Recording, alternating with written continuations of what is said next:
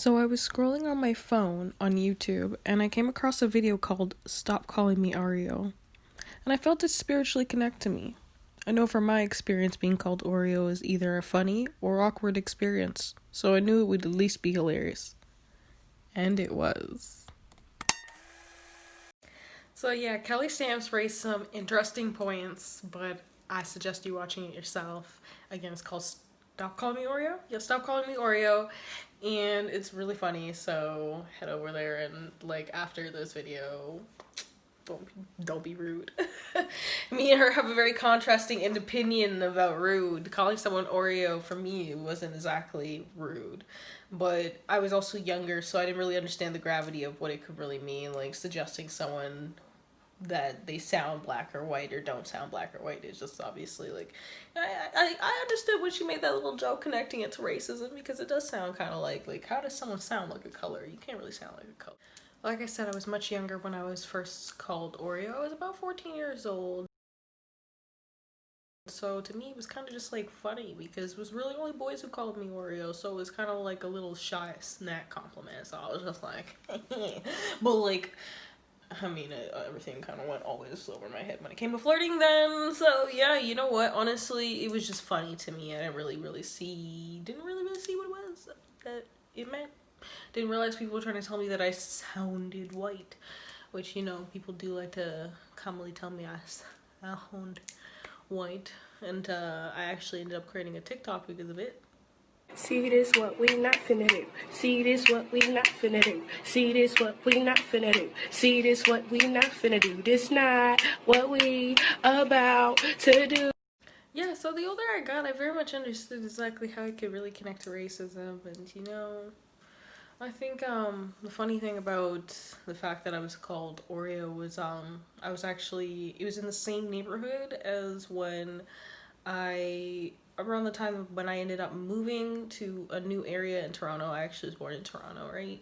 So I was moving in a new area in Toronto, and apparently my mom told me a story about how she went first to go check for any apartments, and the landlord told her there was no vacancies. Sorry guys, that's the little hair thing they always got going on floating on me. Oh my gosh, kitties. I have kitties. You guys know that if you've been watching me. If you're new here, I have cats. All of my cats.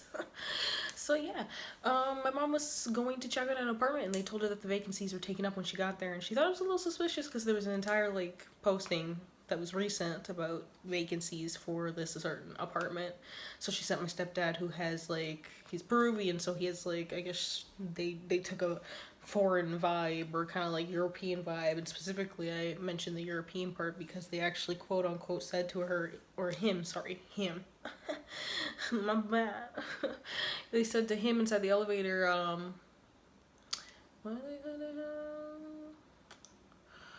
They said to him, they said to him, give me 1 second, guys. You guys are cute. Give me a second. I'm trying to remember my brain. Oh yeah, they said to him. It was female, the landlord. She said to him, "Oh, don't worry about anything here. We just let Europeans move in." And he was like, "What?" And she was like, "Oh, we just let Europeans move in, so you don't have to worry." And he was like, "Okay." And I guess that makes sense because my mom is someone who is, even though she's a very fair skin, she has native as well as, she just has native and, black features. So that's it. That was the same neighborhood that, people were calling me an Oreo. So it's like, okay, sure. Honestly, I don't blame my mom for telling us the story after we moved in, because honestly, I feel like me and my sister, if we had known, we would have been a little bit stirring them up and down, a little mad, a little upset, yeah, upset. Anyways, I mean, people don't reference me much as an Oreo. I mean, I don't really face some of the same, I guess, standards of racism I did when I was in that specific neighborhood in Toronto. I mean, I guess the only thing that I really had to be mindful about was when I was handing out applications for my resume, for example. I had to change, well, I didn't have to, but changing my name to Kayla instead of Markayla ended up getting me some more responses on my callbacks. So, I guess I've been living good.